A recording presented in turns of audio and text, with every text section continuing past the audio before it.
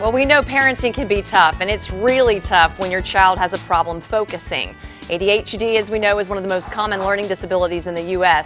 So if your child has learning issues, how do you help your child slow down and retain information and help them stay focused? Well, parenting coach Pam Dyson is here to help us. Good morning. Good morning. So really, we're talking to all parents out there, Yes, whether your child has a diagnosed learning disability. I mean, all children, they're a little bit impulsive. They are, and they need to be taught how to slow down and how to focus. And so, there's a lot of things so even parents can with do. really young children can benefit from what we're talking about today, so they can start early. Right. So the first thing is we need to break things down for the kids so they're not overwhelmed by all the different activities and instructions from their parents. If we just say, give them a list of 6 things to do without breaking it down, they're not even going to know where to start. So they're not going to start at all. So yeah, make it manageable for them and break it down into steps. You know, first if they're cleaning their room, first you put the books on the shelf, then you put the dirty clothes in the hamper, rather than just saying clean your room. Sure. So break it down into manageable steps. And when you say that, I mean, you can't just tell them that. They're very visual. So it's nice if, and they're going to forget too. They are. So it's nice if they have maybe those steps posted somewhere in their room. Make a chart, make a visual chart, make a list if they're able to read. Then they can check them off as they go, scratch them off. I don't know about you, but if I have a list of things to do and I can scratch them off as I go, I'm going to be, wow, look, I'm able to do that, because we want kids to feel successful. And if they never feel like they can complete anything, they're not going to be successful. Well, and I've learned from you, from your previous segments here, even if the children have not learned to read yet, you can still do those steps with pictures. Definitely, definitely. So there's always a way that you can connect with them and help them understand what it is you need them to do. Okay, and they're not overwhelmed. And then you said, as you said, mark the place for everything. So maybe those steps that you have on those Post-it notes, you put them in the appropriate areas of the room if we're still talking about cleaning the room. Yeah, maybe where you hang your backpack or where you put your coat.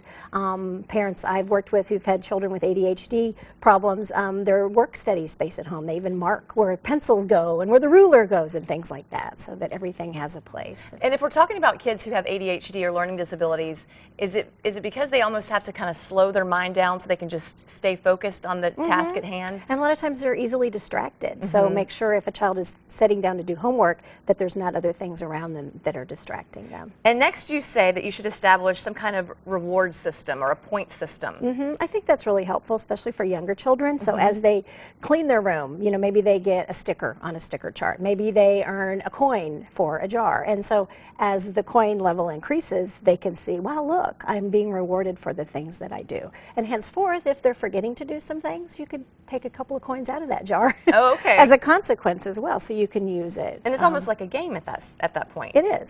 Speaking of games, you also encourage parents to play board games and kind of get away from the video games, because that can actually make the situation worse. Yeah, because they're so overstimulating, and it's instant gratification. And if you have a child who has a hard problem with staying focused and slowing down anyway, let's do some old traditional board games. Checkers, chess, Jenga, even pick-up sticks. You have to slow down to play those games. You have to have a strategy involved in playing them. So it would certainly be a great way to not only teach your child how to slow down, but look at the parent-child time you're having together when you're playing a board game together. Well, and it seems like you're almost conditioning the brain to slow down and not have to have so much stimulation all the time like the computer does, like the video games do. And sometimes I think parents need to do that. Yeah, I could see that, yes. Because sometimes we're modeling for our children, and if we're zoom, zoom, zoom all the time, how are we going to teach them how to slow down if we're not slowing down? And then also, in addition to the games, you also suggest cooking. So maybe like the macaroni and cheese recipe that Matt was doing over there would be a great exercise to do with his kids. It is, because, you know, you have to get organized. What do you need? All the ingredients. There's a step-by-step process that you have to follow. So if children are struggling with that, that's a great way to teach them how to follow things. And again, the quality time. Yeah, and in the end, look what you made. So you feel good about it. Yeah. There you go. And then lastly, you say that you should always make sure they get exercise. Why is that important?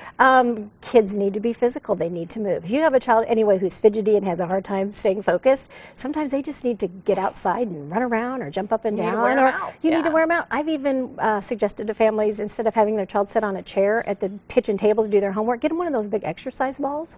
They can sit on that. They can squirm and wiggle a little bit and yet still stay focused. So find ways for kids to be able to move and get some energy out that way. Great advice. Thank you so much. You're welcome. And we have posted a link to Pam's website on greatdaystlouis.com if you'd like to get some more great advice.